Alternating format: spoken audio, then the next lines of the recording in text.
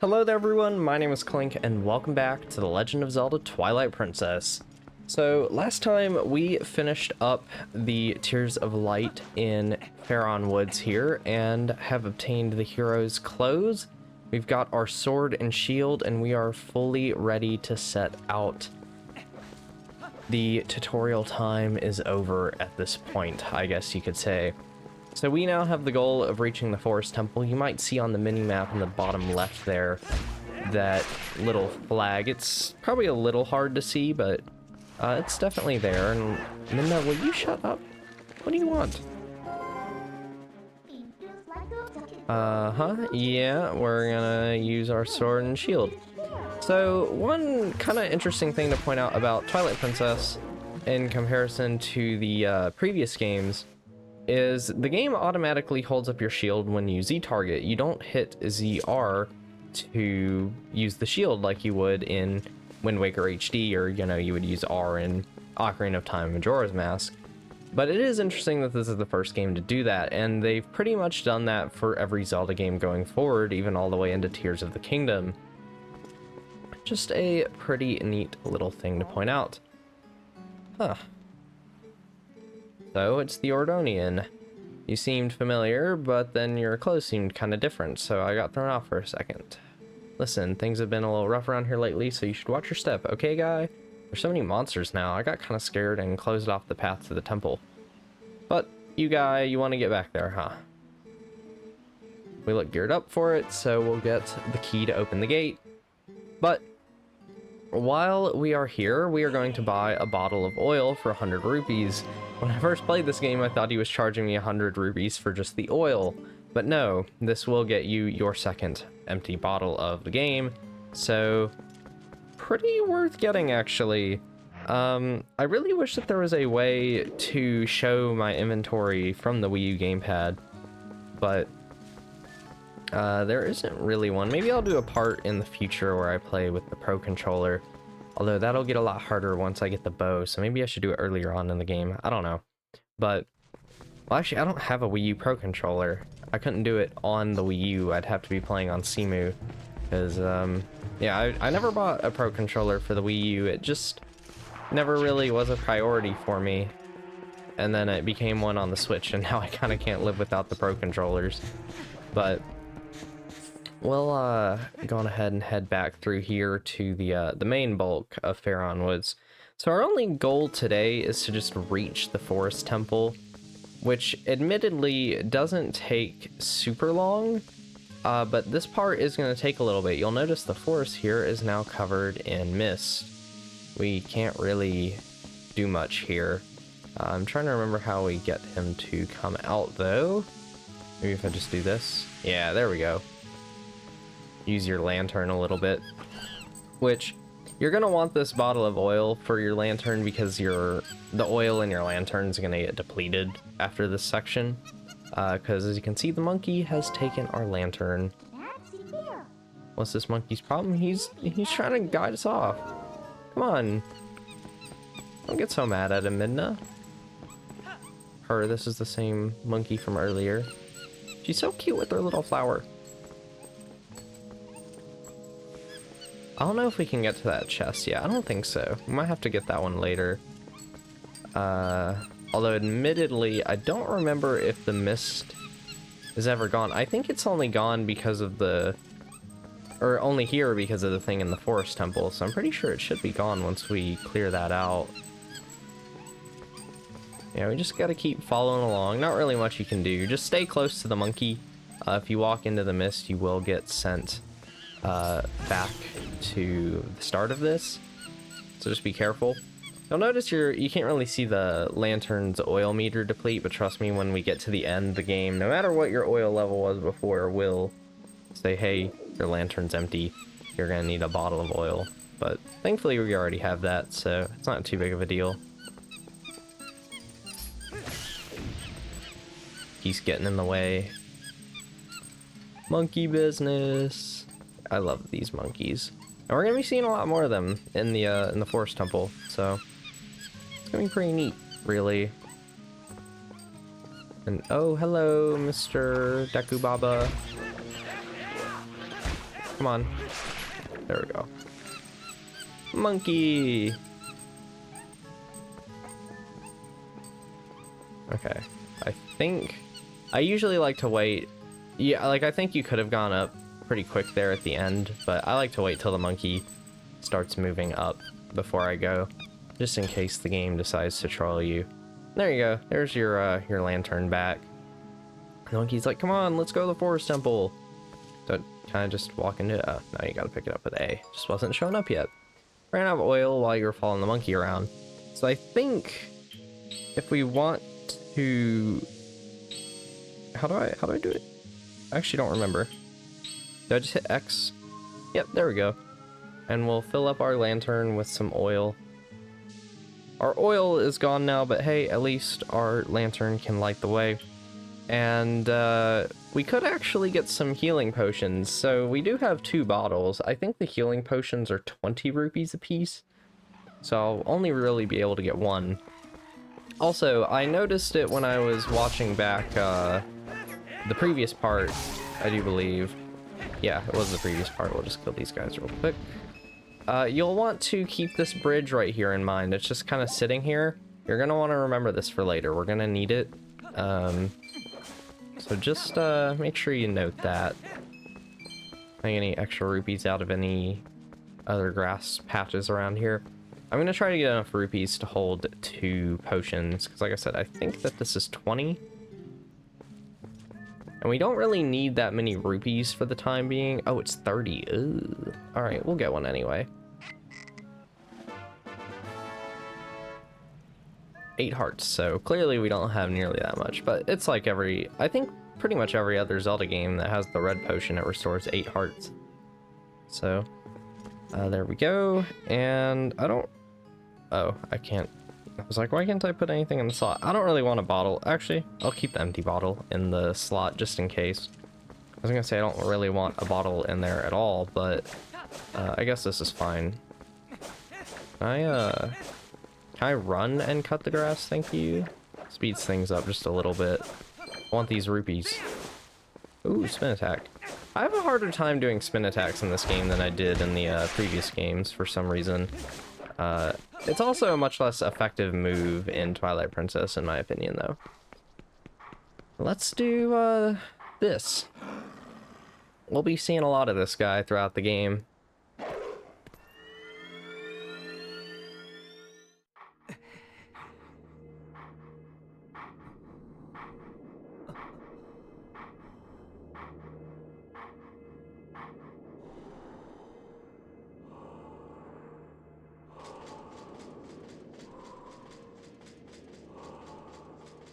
Hey, buddy. A sword wields no strength unless the hand that holds it has courage. You may be destined to become the hero of legend, but your current power would disgrace the proud green of the hero's tunic you wear. You must use your courage to seek power, and find it you must. Only then will you become the hero for whom this world despairs. If you do find true courage, and you wish to save Hyrule from the horrors it now faces, then you will be worthy to receive the secrets I hold.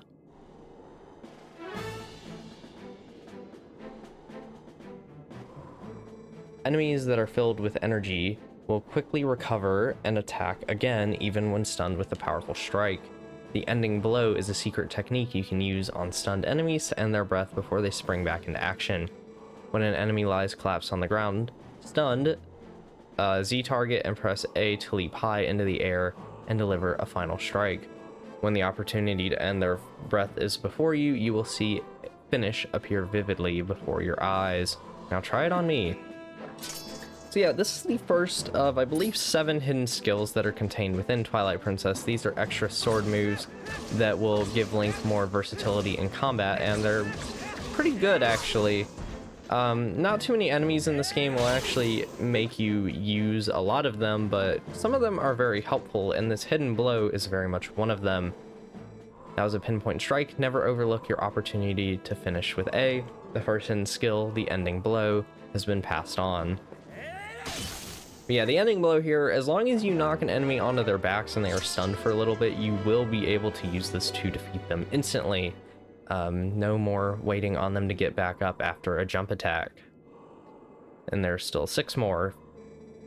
Those are only for one who carries the blood of the hero, the one whose spirit is that of the sublime beast. Grow powerful, test your courage, and when you find that you need another skill to overcome the threats that face you, search for the statues that howl with the sound of the wind.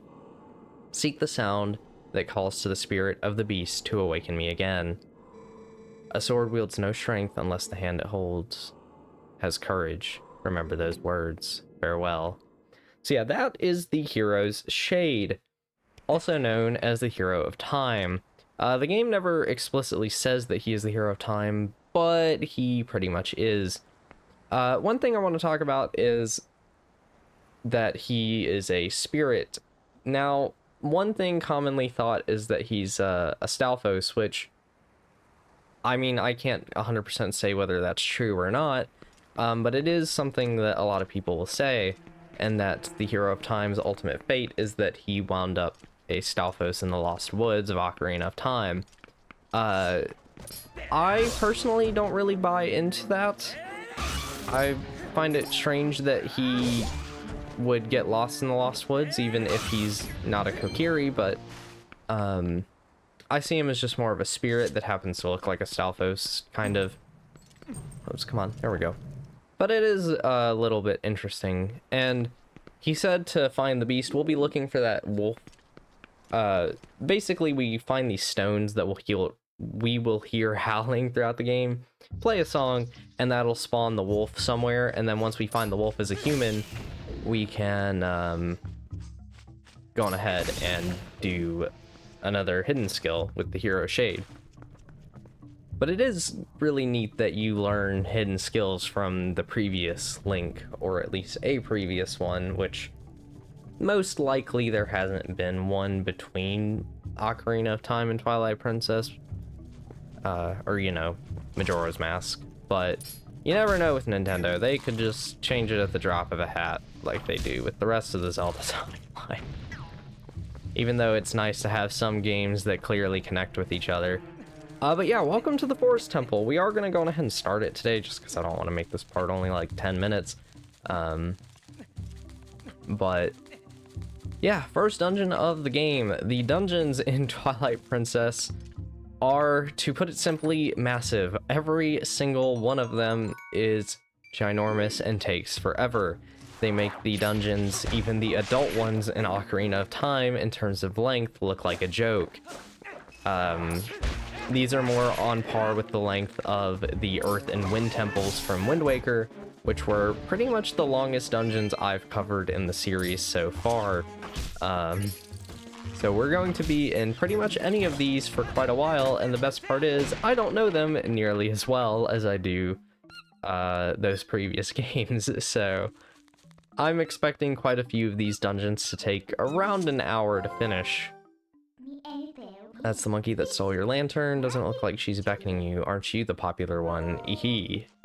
But, I'm pleased to say that the dungeon roster in this game is nothing short of excellent. It's one of the best in the entire series. For me, it's probably in the top 3, alongside Ocarina of Time and Majora's Mask, really.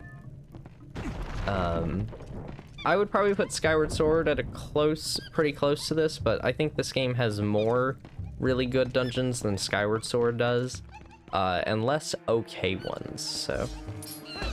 But that'll be a story for when we get around to Skyward Sword, I guess. And I don't remember how we defeat these at first.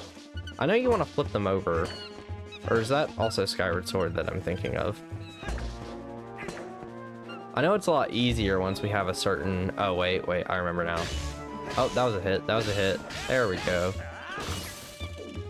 No, I was about to say this is the last game that Skulltulas appear in, but they also appear in Skyward Sword. I don't know what I'm saying. But yeah, this first dungeon is, it's a pretty good start. Gets you introduced to dungeons within Twilight Princess. Because they will get a lot more complicated than this one pretty quickly. But this one is it's one floor. It's not super duper big, but the rooms in this game just seem to take a little longer to get through. And let's see if I can, yeah, there we go.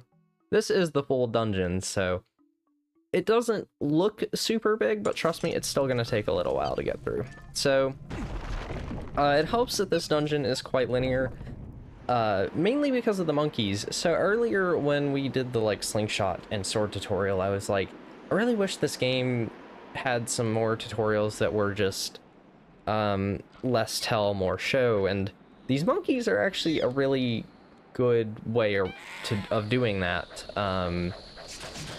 Sure, the game's stopping to play cutscenes like this, but for the most part, the monkeys will just kind of wave you over and call you around without really having to waste a lot of time doing so. It's actually a pretty effective method that I think works really well. But we're gonna have to chase that monkey who really likes to show off his butt and has a boomerang. We can't go any farther, we might as well go back. Take you somewhere, so maybe you should just follow her. Alright, I don't remember which side we go to first. I want to say it's the west side. I'm hoping it is. You'll notice that chest up there, but we can't really do anything about it. Not yet, at least. Yeah, just jump forward and go onto the monkey. And the thing is, we'll be finding more ropes like that that take more monkeys to get across. So that's another way that the game kind of limits where you can go at first. Like I said, it's very effective at it, actually, and I wish that the tutorial for the sword and stuff was more like this. And say hello to one of my least favorite characters to ever come out of this franchise. Oh boy. This is Uku. Uku can warp you out of the dungeon, and then we can be transported back to this room at any point, assuming that you find her within the dungeon. You might not always find her, but man, Uku just looks so weird and creepy. I really don't like the design, I'm gonna be honest. It is just weird. Looks like some horrible beast that I would kill in Dark Souls. But it's in a Zelda game. It's very strange. What do you want, monkey? Where are we going? Yeah, there's not really much reason to go over there yet, so might as well just go this way. Or we're going over this way anyways. Alright. Why are you so scared? Can we knock this down? I don't think so. Oh, we can! Oh, we could have gotten the chest then. I guess I'm just being a dummy. And we can't go that way. So, sorry monkey, we're going this way. Or did I already just miss a small key that I should have gotten? Oh, wait. I think I'm being dumb. Oh, man. Like I said, I don't know the dungeons very well. I'm gonna be figuring them out as I go, really. I know some of them decently well. Because they just stuck better in my memory, but this is one that just hasn't for some reason. I don't know why I thought we were gonna have to get the boomerang to knock down this chest. Or is this one any stronger? No, okay. Well, I guess I wasted time. Alright, now that I'm back in here, I think I want to say that there might actually be something in the water. We're gonna go in here real quick and see, because this is that same open room, but yeah, we can't do anything here yet. Oh, no, we can. Okay. I forgot that the wind will actually just blow these for you. Thought we were gonna need the dungeons item to really do anything here, but guess I was wrong. Alright. Let's head off this way then. Yeah, because I think this is the small key. But we can't do anything in this room at the platform because there's not a wind gust to do anything. So that kind of helps. Alright. I'm starting to remember things now. For some reason, I've just never been able to remember the layout of this dungeon, even though it's the one I've done the most in this game, because I've played it. This is probably the 4th time I've done this dungeon, maybe the 5th. I don't know. It's funny. I've never... It doesn't help that I haven't played this game as much as some of the other Zeldas, but I also just have a harder time remembering a lot of things about it for some reason. Let's go in here. And there's our first monkey to save. Like I said, we'll be saving a lot of monkeys throughout this dungeon. We just gotta get him down, and this is actually a good tutorial for this since we need to be using it later. If I remember right, yeah, there goes that bridge. Making sure you can't get out in any other way than the one that they really need to teach you here, which is none other than roll into the pillar until it falls off. And now we have 2 monkeys. Oh, hey guys. How you doing?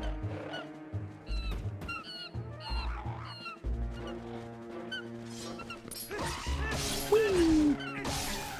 Just get these guys out of here. They're so happy. I love the monkeys. An extra 10 rupees. I didn't check how large the wallet is, actually. 500. Okay. So now that we have 2 monkeys, they'll be both following us around, or really, we're gonna follow them around. And